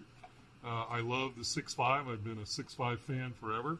So now, of course, I have a 6.5 Creedmoor like everybody else, and some other 6.5 guns. But yeah, this thing, 1915 with the stock. I still have about 200 rounds of the original steel core Swedish gun bullets, and it's amazing. At 100 yards, it's even with open sights in my old eyes, it's still like a minute to 2 minute, 2.5 minute with open sights. Which is great for that. It's unbelievable. Now that's bag rested, right? I'm on a bag on a bench, but still, my old eyes are crazy. But think how far we've come in just 100 years. Europe, most of Europe still hunts with that. Yeah. So as I understand it, the 6.5 Swede is in Europe what basically the 30-06 is here in America. What do you want to shoot? What do you want to hunt with 30-06? Well, over there, they take everything with 6.5 Swede. Yeah. So big, huge sporting gun caliber. So, and it amazes me as you work the action on this, is you think, okay, what else was made in 1915? When was the Model T produced? Oh, shit. Yeah, right around then. Yes. Yeah, the first mass-produced vehicle. Model T, yeah. And, I've ridden in a Model T, and yeah, they are like, they're not fun. And you look at some of the machining, and, it looks like they were done with, rocks. Some machining had to be good, right? Right. Yeah. But so you feel the bolt on this, and it is just like glass smooth. I'm like, holy cow! Well, Swedes don't mess around though either with a lot of their manufacturing stuff. It's almost like some of the German stuff. If they have a failure, they send a squad of killers to your house. And, exactly. You messed up. And we're gonna take you. It's not. It's your fault. Is that what it is? That's what it was. Oh. Take pride. I'm sure Ford was proud of all his workers making his car too. I was just going to say, if Ford's going to come back at me now and put a hit on me or something because they didn't. Is that why Ford is found on road dead? Yeah, forever. Yeah. Something like that. Yeah. First time I say. But anyways, Ford's one of my sponsors. I got to say that. Yeah. So the other cool thing about this particular firearm is this was bought at a local gun store right here in Las Vegas. That's still in existence, but in a much different situation, better than it ever was. And I basically pulled this out of a box, a crate of other 6.5, Swedish Mausers, and this one just happened to look the best. And then I started looking at it. When I tore it completely apart, every single part is the same serial number. So this never has been. Certainly probably never been to war in service, and or sent for repairs. Yeah, so it's never been completely apart, or if it has, it's been put back together by the same guy in the armory, because every single part, the barrel bands, the underneath the magazine, underneath the butt plate, the stock number, the butt plate number, all of the pieces, the bolt release, everything, even inside the trigger, all stamped 204, 204, 204. Oh, wow. Everything. So every single piece on this gun is original, which is pretty amazing if you understand how military arms are cared for. Yeah. They're cared for? Yeah, exactly. So, they come into those ones. As I understand, they come into the armory and they get torn apart at one end, and each individual piece is put in a bin, and then they're put back together at the other end after they're cleaned, and that's what I understand. I've never been in the military. So where it fits as a shootout. Yeah. You try. You try. Yeah, you try. Right? Yeah. You try. So, bottom line is, I'm spectacularly blessed to have what I have, and I love shooting. I love the mechanics of the firearm. You think about what has to happen when you pull the trigger, I mean, Glocks even, they've got quite a spectacularly simple fire control mechanism. Right. But I still love, I think about how did somebody think up, obviously you're given what you're given, right? How do I know what I know? Well, I was given it. But, how did John Moses Browning come up with all of the mechanism and how the different pieces fit together, the disconnector, he was stoned. He liked champagne, I understand. But, it was laced with something. Exactly. A little laudanum maybe. But, if you've ever been inside a 1911, again, it's simple, but as you begin to understand what has to happen at what time for it all to work correctly, it's spectacularly complex. Right. And so, to me, again, what I think is myself is I'm basically a mechanic that became a physician because I've got a shop, I've got a Snap-on account, the truck comes to my office every That month. was your first. Seeing the Snap-on truck, that's at the doctor's office. Yeah. So, what kind of saw blades do you think they use? Yeah. I would probably go more wood and metal with bone. Well, no, you have to use some sort of the saw, right? The bone saw, yeah. Yeah, bone saw. Yeah, So but which would you prefer, a metal blade or a wood blade? well, it's usually it's a very fine Tooth. Yeah. It's like 32 tooth is usually. That way you saw don't get blade, any but- burrs, And They it's just pull the sander out. You gotta buff it out. Get the grind. G-bird tool like your chest plate. yeah, I can weld, but I grind a lot better. I use a flapper wheel like nobody's business. And actually, that's one thing that we didn't even talk about is all through undergraduate and the first 2 years of med school, I worked in it was first a motorcycle salvage yard, and then it actually became a BMW shop, and I was a BMW motorcycle mechanic. I was basically a service tech, when they came in for because BMWs, they came in at 1,000 miles to get all the fluids changed. It was crazy. Wow. So not just the oil and check the valves, it was the transmission, the differential, or rear end, brakes. Well, so like back then, too, you just mentioned something that we don't do really anymore is checking valves. Yeah. Right. I have to still teach it. Yeah. And I don't even have a card to show them on. It's mostly like YouTube, Right. or something like. So this is how you do it if you ever had one. Yeah, exactly. Right. Yeah, rocker arms and adjusters and feeler gauges and all kinds of fun stuff. Yeah. All today is all computer controlled and variable valve timing. And back then was you had to set lash and how that all worked. Yep. And a lot of that. So that's the cool part about guns with me and like with you is a lot of that stuff kind of transpires, and you could definitely better understand how things work. I was at an event Tuesday and talking to a couple of suppressor companies and about carrying them here, and Dead Air was one of them. Okay. So they were talking about their baffle systems, and I was kind of actually relating it to mufflers, and because they're multiple chambered areas where gases go in and dissipate sound, and it allows the vibration or frequency of those gases to bounce off those areas to dissipate or lower the sound. Cancel each other. Yeah. They cancel each other out, and the way that the dead areas were designed is they had that little flow through area through around the blast cap. I remember him saying it right, which sounded really interesting to me. Like I don't actually remember seeing a suppressor like that allow the gases to go around, especially the blast chamber area, to allow it to the first shot. It goes forward and it comes back and reflect back. And, Wow. and so it reduces flash suppression. And the first shot was quiet.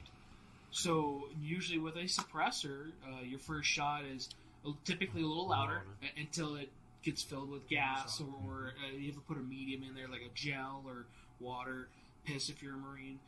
So You get a little smelly after a while. Well, it's not minded clean afterwards. You turn back into the army. Just put it down. That's why they don't like us. Damn Marines. But it was I called bullshit on it. I really did. Wow. And he's like, no, you know what? Here's a full load 308 on this bolt gun. Here's a Nomad. And I was thinking too, it was gonna kick like a mule, be a 308 bolt gun, not modified stock or anything like that. Some 308 guns kick a little bit. But was it subsonic 308? It didn't. I don't know. He said it was a full load, so 147 grain or whatever. I think it's 147 grain. That is one of the grains that does go. That's the military one of the weight. lighter ones, Yeah. So full boat, boom, quiet, first shot. Wow. And nothing flew out of it. Like I was expecting maybe a meteor or like some sort of gel or something. Like no, that's our design. I was really impressed with that, and it didn't hurt because I kind of put it on my chest plate a little bit just so I could look and see and hear. And I had these ears on, so these ears were great from Walkers. Looking for sponsorship, and so a lot of name dropping. A lot of name dropping, Dutter. 6 hour axle. 6 hour. And STA. So, well, I guess Staccato now. Yeah. But no, it was really impressive. Cool. But it's cool that, you could relate like that because it is mechanical. Mm-hmm. There's a lot of things that have to happen for it to actually work. It's not just the machining process. The machining process on is the insane. cylinder. Yeah. Mm-hmm.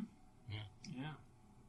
I think about the machining process to make this gun in 1895. Right. 90s with a hammer. Pretty amazing. Of course, early 1911s, if you ever seen any of those. Early single-action Colts. Think about that. Think about the old cap and ball. Think of, even the stinking cap and ball black powder. Mm-hmm. I've got an old Dragoon. It's a rotating crazy. cylinder. Yeah. Because before that it was packet full of stuff. You had the flint lock and stuff a stick down there. yeah, Crazy. and boom, maybe, and Hopefully. Yeah. yeah. 1,000. That's where we got that safety roll from. Yep. 10. Right. When is it safe?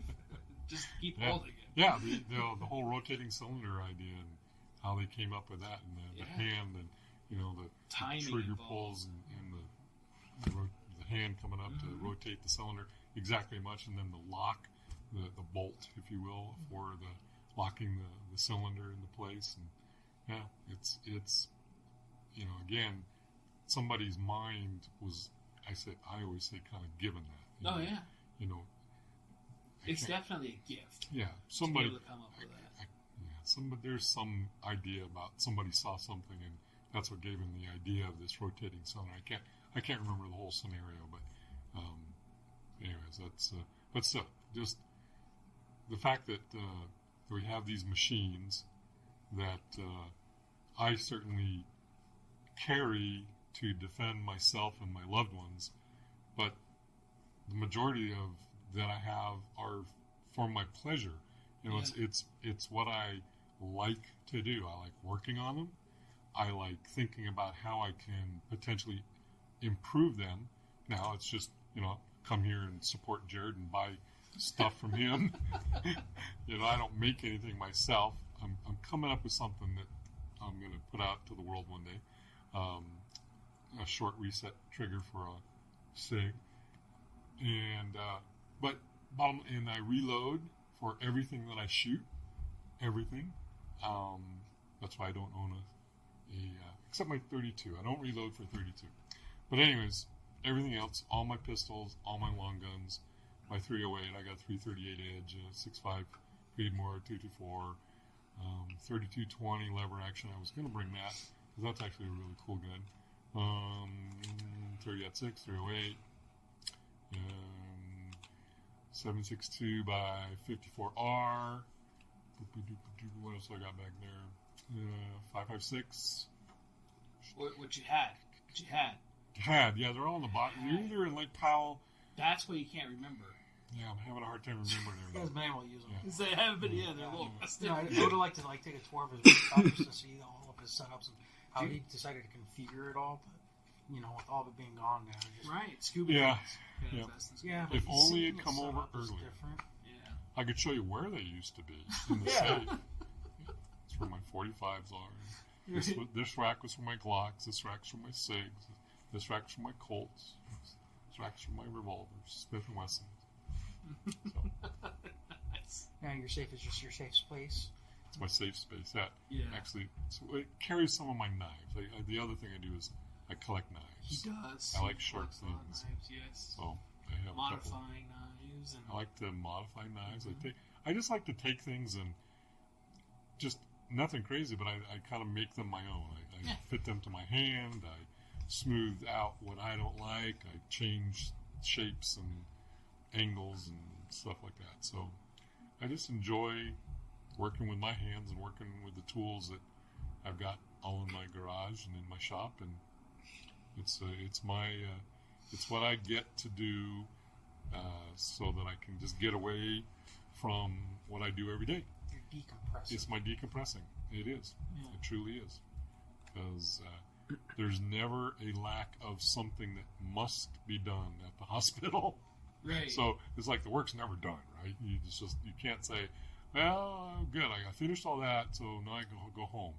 No, you make yourself go home because it's going to be there in the morning when you show up, yeah. no matter what. So, because that's what we do. We don't close our doors, and so the situations never go away. So, but yeah, I enjoy firearms. And the crazy thing was, when I first got into undergraduate, I was up in Reno, and I still kick myself for one of the guns. I had a 30-06 bolt action. It was a Seiko copy. I can't even remember. It was a Jaina. We're talking early 70s, right? Mm-hmm. And but the other thing so I was living with my stepdad, but my biological father had given me a Colt 1917 45 ACP. Mm-hmm. The one that they made so that they could use they couldn't make enough 1911s, but they had 45 ACP. So, anyways, I got to that point. A little tiny fraction of liberalism invaded me. How dare you? I know, but I was way into racing bicycles at the time. I was about 65 pounds lighter. Did you have it surgically removed? yeah, I did. Yeah. So, and not that I right-wing Christian conservative, but still, I was like, what am I going to do with a deer hunting rifle and a pistol? I'm going to be a doctor, la la la la la, whatever. And so, I didn't just outright sell them, but I traded them for bicycle pieces, and I still actually have those bicycle parts on the original racing bike that I was racing up in Reno. So, but not so much kick myself for getting rid of the 30-06, but for the Colt 1917, I'm like, but I didn't know what it was. Yeah. And back in those days. So that's the only gun that I truly regret selling, even though I got cool Campagnolo parts for it. Still, anyways, some guns I've traded, some guns I've sold to buy new guns, but yeah, I can't remember how long it took, but not very long to get rid of that minor little hair of stupid liberalism. You redeemed yourself, and now you're hanging out here and That's not it. at a bicycle shop. Yep. So Right. Yep. So we appreciate that. I Yes. still like bicycle shops. I still have bicycles. I got quite a collection of bicycles too. Yeah. So Like yeah, bikes or motorbikes? bicycles Bikes. and motorbikes. Yeah. Do you have a little ding-ding-ding-ding or no? A little like a bell. Everybody, My- this is your sponsor of the host, Yes. Kaplan. Yeah. Yeah, no, Streamers. sorry, exactly. So no, it's, No. my daughter does on her bicycle that I built for her. Oh, see, She that's wanted cool. it. She was, Dad, I want a bell, and so I got a bell. Yeah. So she got a bell. But no, I've got just in one of our entertainment rooms hangs my original race bike and my second race bike and one of my original mountain bike race bikes back when I was racing. So Nice. yeah, Nice. very cool. So I was looking to see if there was any actual questions or anything. Uh-oh. There wasn't. Oh, Oddly enough, I don't know if I threw everybody We off. bored them to death. No. But I did want to make sure I didn't ignore him. I think this is buddy of mine, but talking about getting this stuff done here. Sure you're done. Soon, buddy. Soon, if you're still watching. And then I do have questions. So we did talk about medkits. Yes. Actually, the other day Yes. we were talking about medkits a little bit. Yep. And what to have, what I've been trying to procure and obtain different stuff. And we talked about like super glue and different things. Yep. And you know, you even brought up you know, your faith and everything, as Sure. we both do, and we talk about Yeah. different things. And one of the things that you brought up the other day was no matter how long you've been doing medical, because a lot of times medical or science kind of bashes heads with Sometimes. religion, right? Oh yeah, with religion definitely. Yeah. So it was kind of shocking to hear that because of, you know, whatever in your profession, but not as a man of faith. To hear that, but how surprised you are that the human body heals itself. Oh yeah. And how it takes care of itself, because we were talking about sutures and we were talking about staples and super glue and different stuff, and how I was thinking about doing certain things, and God, I hope I don't have to sew anybody up ever, because if they did, you know. Frankenstein. Right, yeah. You just throw a lightning bolt on your arm. I was here. Yeah, so maybe we can take a yeah. For a good time called Jerry, South wow. Central. Wow. Whoa. But so yeah, so I could spend the rest of the evening. And someday I gotta get up in a couple hours. Right. But so I'll just say that it was an interesting situation that I feared somewhat going into the sciences. I had a little bit of a fear that what was that going to do to my faith, Yeah. because of the significant amount of science that I had to learn in order to become a physician.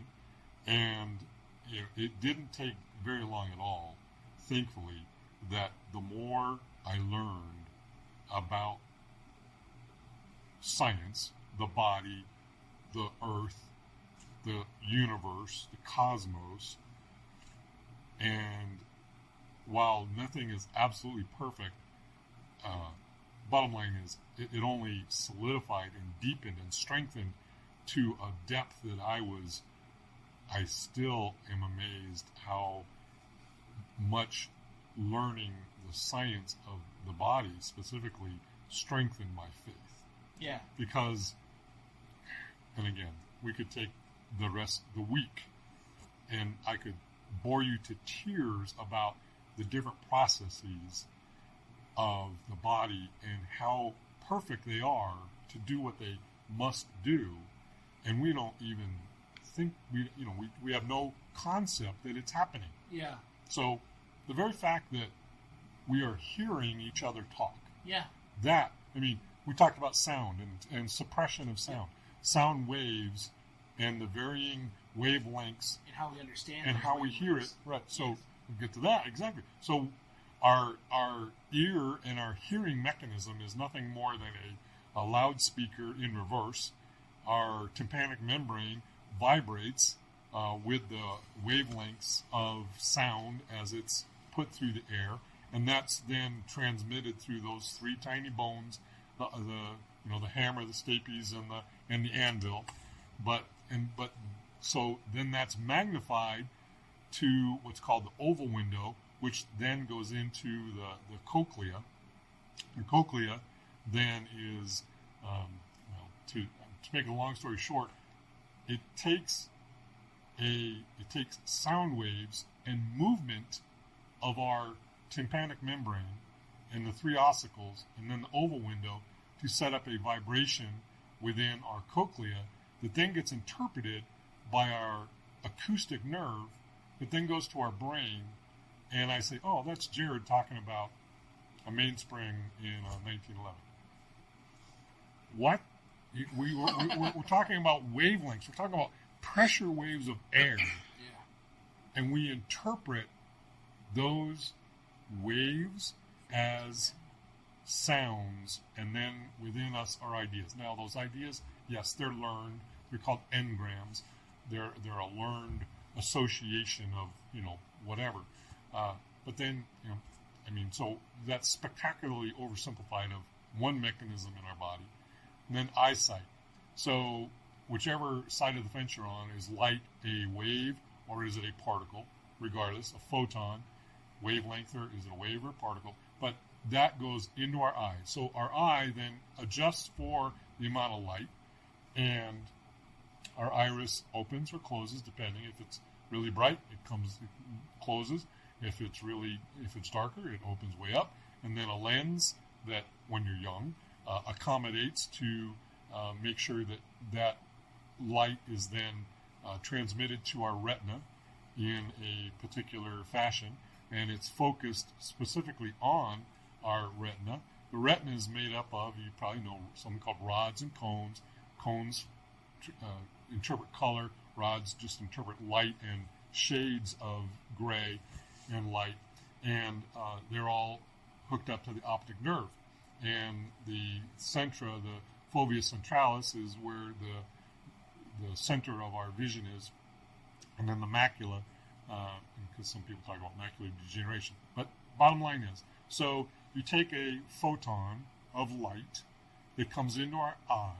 Now, within the retina, you have, within the rods and cones both, you have rhodopsin, and there's a chemical change that this rhodopsin changes to a different chemical, and then that chemical change sets up a nanovolt of electricity, which then is transmitted by more chemical changes, sodium channels and such, down the optic nerve, in through the geniculate body, into our occiput, and again, you can then say, there's Dalton wearing a pink and yellow and, funky green shirt. Yeah. So, or we learn that this is a firearm. This is a Colt 1911. It's a Caspian 1911. That's a Glock. 10 millimeter. So we learn all those things. And again, those are called engrams. But how does a particle or a wavelength of light then become an idea? Yeah. Right? Because we see something and we react and we learn and we understand and whatever. It becomes more and more amazing the more you think about it. Yeah. And I could go on about the kidneys, the liver, our blood and our lymphatic system and our muscular system and our voluntary muscles and our involuntary muscles and cardiac muscles and then talk about the brain, which nobody understands. It's a big jello mold. We name the parts and we know what happens in. We kind of understand the chemistry of it, and they're beginning to get better and better and better. But again, how do we go from having a brain, which is the organ, to our mind is what we think, right? So, and then again, so again, I don't want to. Bottom line is, I'm completely in awe of this piece of machinery that is our body. And then we live on this world, and we all know that if this Earth just tilts a couple of degrees on its axis, like 2 degrees, we're in a different climate, or whatever it's going to be, completely frozen or completely burned up or whatever. And just look at summer and winter. It's already tilting back. Yeah. And then think about all the why do we have a moon? Well, it's a big chunk of rock that happened, and I'm not here to debate how it all happened, but I am here to say that none of this happened by chance. Do you think the moon is made of cheese? It is. Gotta clarify that with everybody. And the only reason that we're not still there is it's Limburger, and that really stinks. Right. So, anyways, back to reality. And then, so the bottom line is, and it's no secret that yes, I'm a spiritual man, and Jared is too. But there is no question in my mind that a higher power, I'll just leave it at that, a higher power put all of this together. Right. None of this was by chance. None of this was by happenstance.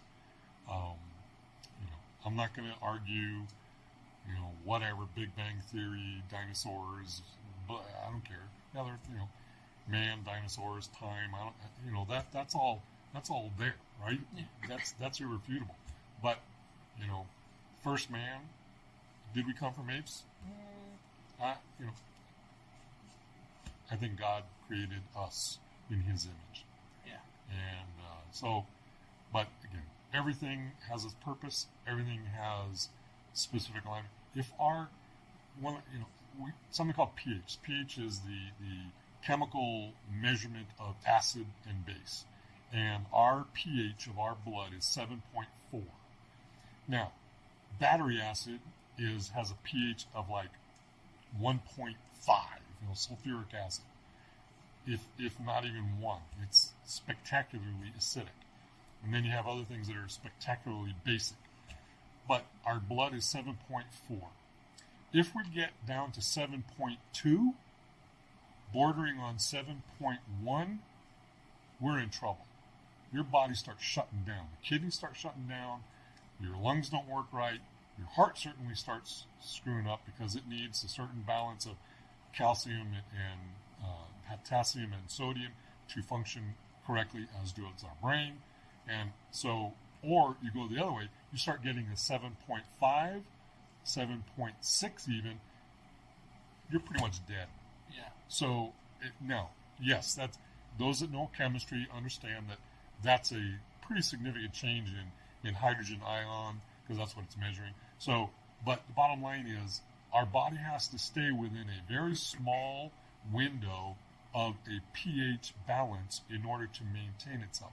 And the crazy thing is, the pH of our stomach is 2 or 3. Because of the acids? Because of the acid. Yet, why doesn't it just burn a hole through us? Because it's got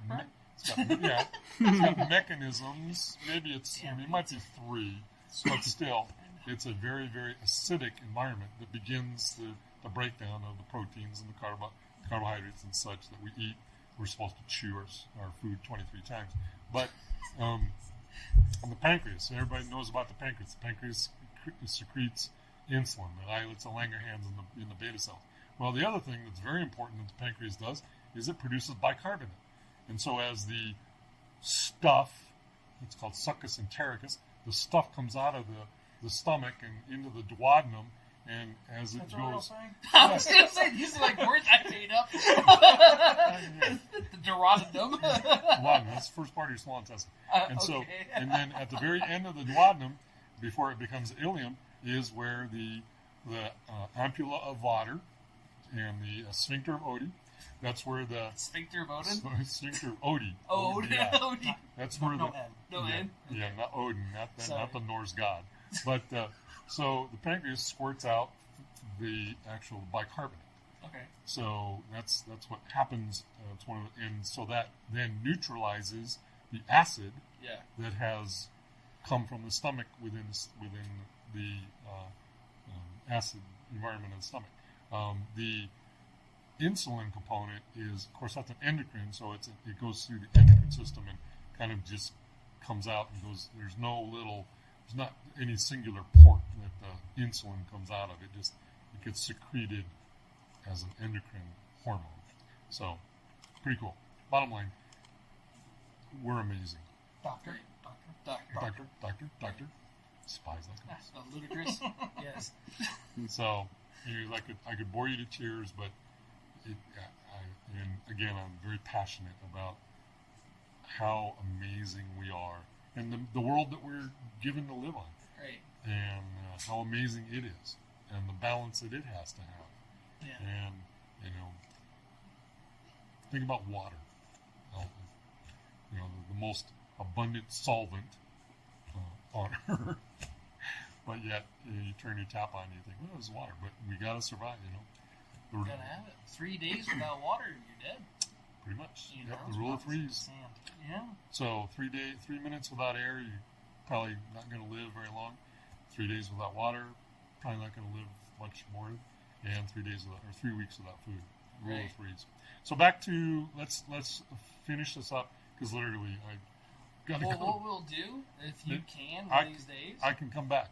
let's do do a it. part Come two. back, yeah. I can come back. That way we can make it more, med kit. Like a specific idea about Yeah, we Like- can do that. IFAC, Yeah. mid-pack, Yeah. and the different levels and what you should have on you, what you should have in your car, what you should have at home, what Right. you should have when you're on a camping trip or you're going out shooting with your buddies or you're going hunting, Yeah. all those different things. Maybe So, like a home emergency kit. yep, I think everybody should have a 72-hour kit. Everybody should have at least 72-hour supply of everything. Yeah, food, water, Toilet medical paper. stuff, toilet paper. 5 Money. pounds per purchase per day for Yeah, you should water. have about 30 days of money on hand available. That's my own personal. But so, anyways, it's been a pleasure. This has been spectacular. I can't believe it's been 2 hours. Right. It's not even chat. This is kind of like your normal. I mean, not if your wife's watching, but Yeah. Yeah, No, like it this definitely is. weird. He doesn't buy anything anymore. right, Yeah. just Yeah. hanging out, Just hanging out. just hanging out. So there's a slush fund for a reason. Right, which we don't know anything about. Anything about the Right. slush fund. So, So yes. but no, I definitely appreciate you coming on here, It's been and great.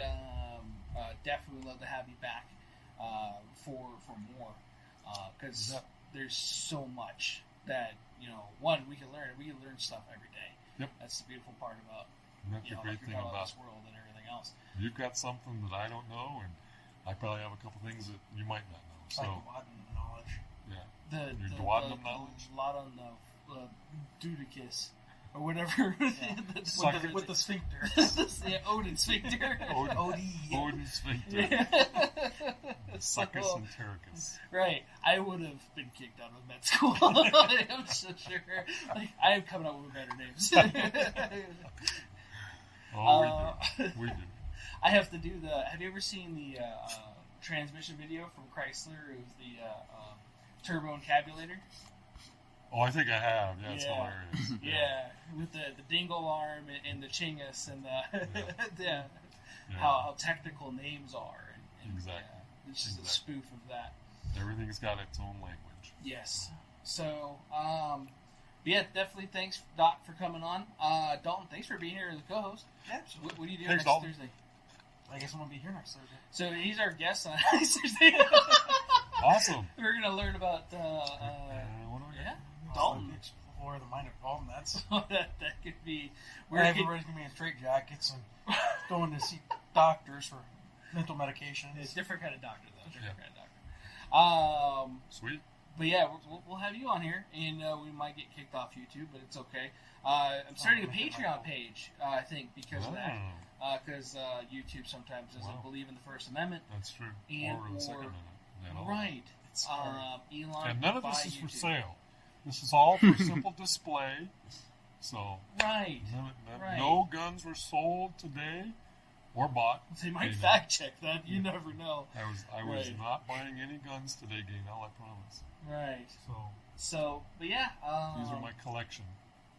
We're So- probably going to start that. See your guys' Pretty thoughts cool. and feelings on the Patreon page thing, so we could actually have exclusive content. That one beautiful part about podcasts is your First Amendment rights stick. Yeah. That's one of the reasons I wanted to do this, because there's so much stuff about this industry, about your industry, about and You say exclusive content, I'm thinking about being shirtless. right. Yeah. You know what? A Patreon, you can be. I just gotta click a button. Is there Yeah. nudity? He's Yeah. topless today. Oh. So I'm not Dalton's making that up. By Can the we way. pay Dalton to put his shirt back on? Yes. Yeah, it reached $250. Right. Turn down the light. They know the can. It's so bright. It's so bright, it's so white. So, and yeah, at least that way too, you can introduce yourself and then go through everything, because we didn't really go over that today, which I apologize. But at the same time, like, we're having you on here anyway. So Yeah, he's Yeah. a very interesting person. and No, always he easy to is. talk to, so. yeah. So definitely, again, I appreciate you being on here. You bet. It's been fun. we did an audio yesterday. For those of you don't know, that was for guns and coffee and questions. Where I didn't drink coffee because I drank a whole bunch right before it and finished it before the actual audio happened, because I was trying to figure out how it worked, and then it worked, and I went, wow, I'm really dry mouth now. So, talked about some cool stuff on there, so if you guys have not checked that out, that's on there. Our podcast here is live every Thursdays, because there's multiple Thursdays on a week. Thursdays. There's at least 52 a year. How many months have Thursdays in it? I don't know. Every one? 12? 12. Yeah. 12? Unless tomorrow there's a new month. Right. Because if we be very specific, they might kick us off for being, well, look, okay, you can't judge how many. Tomorrow's not a new month. Right. It's 2022. Not everything's possible. Yep. So our podcast here again is live on YouTube. Where after this, I take this, I rip it off of here as a recording, make a recorded video. So if the audio is messed up on the live because of lag, because of Wi-Fi, whatever technology issues, like my phone decided to work halfway through, and the audio is a little fuzzy or whatever, I could definitely I fix that. I make a recorded video version and an audio version, and then the audio goes on your favorite podcast medium. So if you're in your office with your tactical physician patch and you're like, hey, I want to listen to something cool, you listen to us. Right. You guys, not me. I'm just here for jokes. Right. Well, you're here for your looks too, baby. All right. Yeah, so... I'll be your Patreon. Right, do the Patreon. So, those are our links. Again, South Central's idea, which is good. Oh, that's our website, right? Oh, we're on our links now. So, we have our podcast website, which has all of our podcast mediums, which he just had on there. Our links, which also shows all the different things that we're on. We're trying to get more and more out there. Hopefully get more collabs and different stuff with different people, and try to build this community out here in Las Vegas and get more people involved in the 2A community. It'd be awesome. Because it's a cool community to be a part of, for sure. What else was there? I think that was it. So you're here next week. We're going to have to schedule you again. You bet. I know you're a busy man, so even like this one, I could have swore I put you in the calendar, and then when we talked about the other day, like, hey, I'm still coming. Yeah, of course you are. Yeah, because my phone did not save when we talked about that 3 weeks ago. So you got to get me at least 2 to 3 weeks in advance, right. Otherwise something else is happening. Yeah, He's a doctor. well, and that was the thing, is that's what we did too, and it was really nice, and definitely appreciate you spending your time here with us and instead with your family. It's more your gun shop family, but This is my gun shop family. right. In fact, I'm texting my family right now saying, I'm still here, I'm still talking. Right. Still alive. Still alive. But yeah, I definitely appreciate all of those that came and watched. Jonas. You can see him in the background. He's peeking over my head. He's like the same. I'm taller than him sitting down from this angle. He's on a stool. He's on a stool. He's on a stool. Oh wow. Or are you standing back? Raise your hands. See if it's. But Love thanks you, again Jonas. for tuning in. Right. Tune in next Thursday. We're gonna have Dalton. Right. Da-da-da-da. Yes. You're gonna have to wear the same shirt. I'll have to wash it. You have to. Please. Take and you, please. Yes. Wait, Yeah. is that Hygiene. every 3 days, right? Yeah. Every 3 Like days water, if you need it or food. not, yeah. Minimum. With new water though. New water. Now you're putting stipulations on me, Doc. Oh, Come on. Soap. And I'm glad he's here just to make sure we keep check with your hygiene. Thanks again. Yep. Thanks for all you guys that tuned in and are tuning into this later. And take care, guys. Adios. Have a good night, folks.